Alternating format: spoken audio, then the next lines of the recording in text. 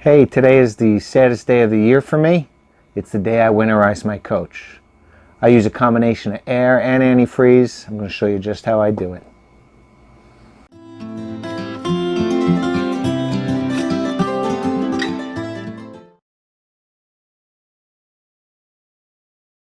So the first thing I do is I clean my gray and black tanks. I fill them up with fresh water and I've drained them, and I've left both gate valves open. So I know those are completely clean before I put it away for the winter. Next step is my water heater. I'm going to drain my water heater. Pretty simple. Going to open up the pressure relief valve, relieve any pressure in the system. Now the water is disconnected. There's no water going to the coach and the water pump is off. No pressure. I'm going to close the relief valve while I take the drain plug out so it doesn't blow back at me.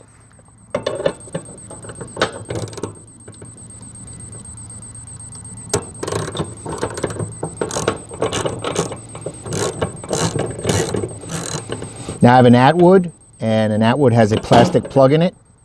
If you have a Suburban, it'll have a brass plug or steel plug with an anode rod attached to it. No difference, just take it out and the water will start coming. Now the water will start coming out, and I'm gonna reopen that pressure relief valve to get it to come out at a quicker speed.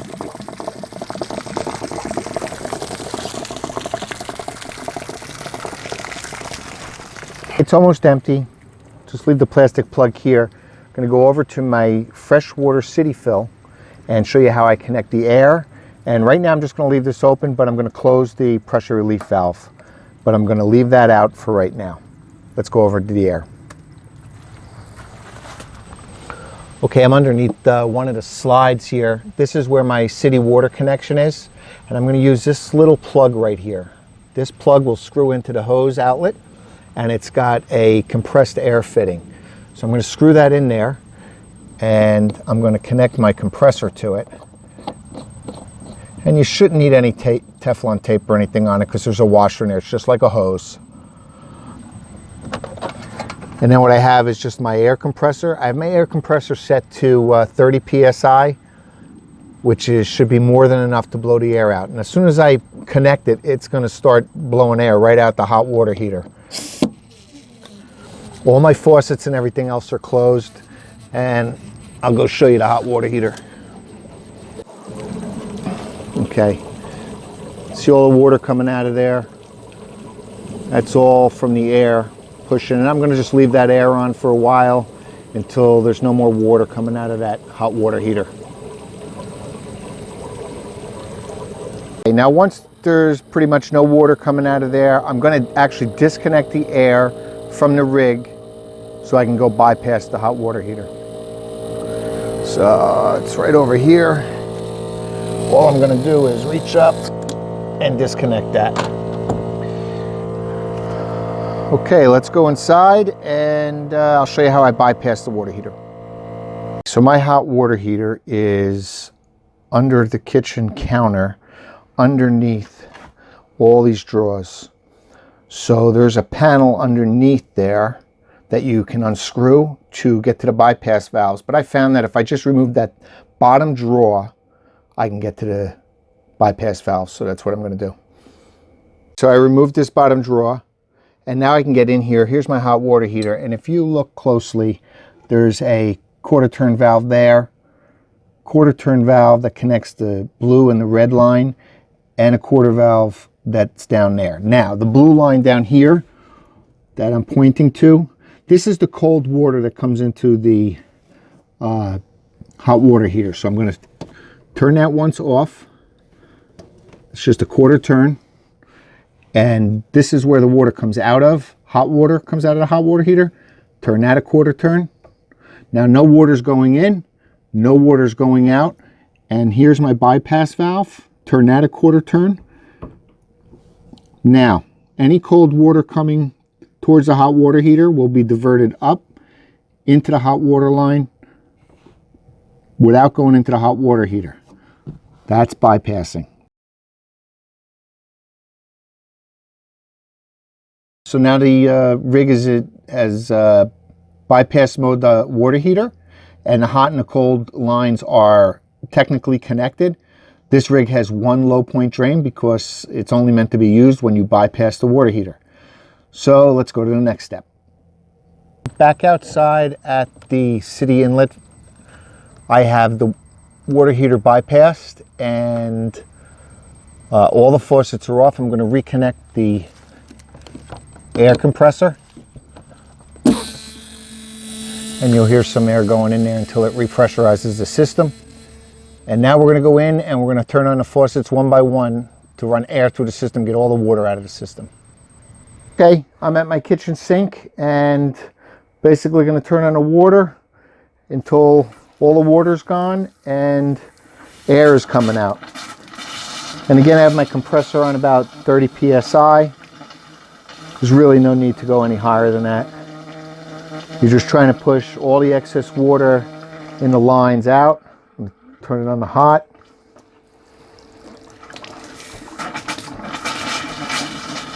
And all this will do, this will make it a lot easier when I put antifreeze in.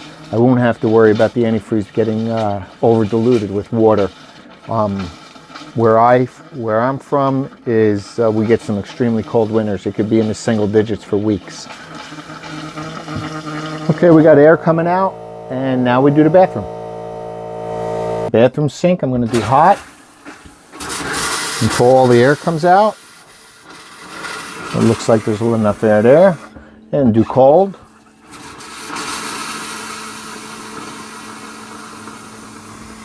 Air, close that.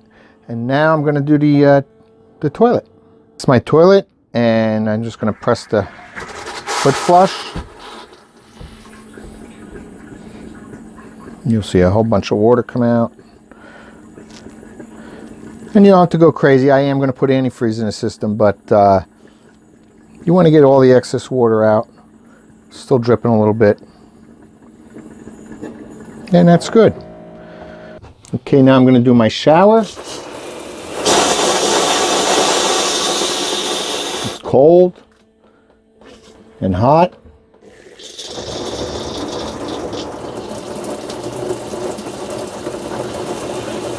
You can see there's actually a lot of water in there. That's good. Okay, I'll leave that actually hang so when I do the antifreeze. Now we're going to go outside and we'll do the outside shower. Okay, last thing on my RV is the outside shower. So I'm going to turn on the cold, press the button.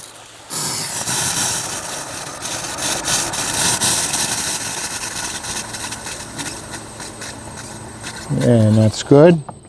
And I'm going to turn on the hot. A little more coming out. And again, I'm not going to go crazy here because I am going to put antifreeze in the system. All I'm trying to do is get the bulk of the water that's in the lines out. And that'll do that. And I'll turn that off and I'm going to leave this out. One last thing on my rig is the low water drain. That blue line coming out is for my freshwater tank. And I've drained that. And that red line is my one low point drain. Again, the hot and cold lines are connected because of the heater bypass. So I'm just going to unscrew that and get any little residual water out. Okay, so I've disconnected the air from the coach. All the lines have been blown out with air, so there's no water left in them lines. One last thing I do, this is my black tank flush. Okay, it's basically a check valve here attached to a hose that goes down and into a little outlet in the black tank to flush the black tank clean. Now, there could be a loop in this water line, you don't know. So I always take the air and I'm just going to blow that clean just in case there's any residual water in that line.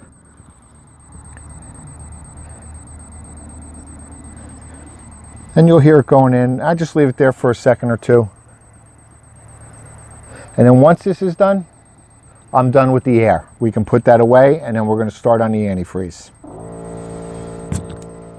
So this is my water bay. I have a winterizing kit, which is attached here with the valve. This is from the freshwater tank. This is the winterizing kit. Now, before I do anything, I have a whole house filter. I need to get this filter off and get that filter out of there before I start pumping antifreeze through. So that's not easy. As you can see, it's pretty tight in there. So I'm going to work on that. As soon as I get it off, I'll be right back. Okay, I can't even tell you what a bear that is to get out of there. So this is my filter housing. This is the water filter. I want to take that out. That's garbage for the year. Now what I do, instead of, I'm going to have to put this back on to run antifreeze through the system. But what I do, so I don't have to fill this whole thing up with antifreeze, I take an empty water bottle, throw it in there, and that's going to create some space. So that's less antifreeze I'll have to pump through the system. All right, now I got to work on getting this thing back in there so we can do the antifreeze. Okay, my housing's back on. I have my winterizing hose out. I'm going to take the cap off that, and then I will go get the RV antifreeze, and we could start running that through all the lines. I'm back. I got my antifreeze. Going to open it up, and this is pretty simple. We're just going to stick the winterizing kit hose all the way down into the bottom. Okay, now we're going to go in the rig, turn the water pump on. It'll pressurize the system, and then we'll hit each faucet. Okay, so now we're back inside. I got my antifreeze connected to the water pump. Water pump's on. System's pressurized with antifreeze, and I'm just going to do one side at a time. So I'm going to do cold until pink comes out, and you got a good stream of pink, and then I'll do hot. Good stream of, well, almost, there you go, pink. And now we'll do the bathroom, the shower, and the toilet. Bathroom sink, hot. Cold. And the toilet now. And I got a good stream of pink. I'm going to close that. I'm actually going to fill that up about halfway. And the last thing is the shower.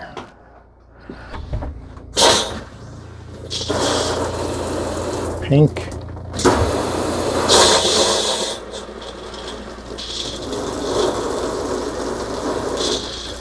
Pink. And the last thing we're going to do, outside shower.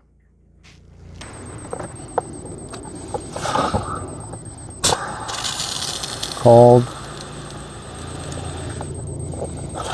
Hot water. There we go. That's perfect. Now everything's done. I put this away.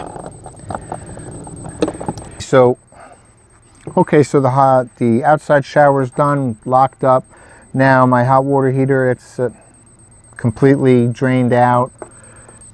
I'm going to put my plastic plug in so no bugs get in there over the winter. Now I don't retape it or anything, I just put it in hand tight, because when I open up in the spring I flush everything out. So that includes the hot water heater. I don't get it ready to go. So hot water heater is done. Pressure relief valve is closed. My plastic plug is back in. I can close this. Next thing I'm going to go to is the gate valves. We're looking in my sewer bay, and this is my gray water tank. I'm going to close that, and my black water, I'm going to close that, and that's all set for the winter. And the last thing, we're going to go inside and pour some antifreeze down the drains. The last thing is open my faucet so there's no pressure. I'm going to open all the faucets, and then what's left of the antifreeze, I'm just going to pour a half a cup or so down the drain so the P-trap is protected. I'll do this for the bathroom and the shower. A little bit in the bathroom sink. I will also put some in the shower drain. The toilet bowl is already done. And then finally I'm going to actually wipe out the plastic sink. I've found that if you leave that antifreeze there without wiping it out, it can stain the plastic. So that's about it. Most people will say you only need air, you only need antifreeze. I know. I like to do it my way. I get to spend more time in the rig, and that makes me happy. So, but I've been doing it this way with the air and the antifreeze for years. I've never had a problem. Don't forget to wipe out the plastic sink in the bathroom. That antifreeze will stain it over the winter. And now I get to do everything else. Anyway, we'll see you next time. If you have any questions or comments, hit me up below. Thanks for watching.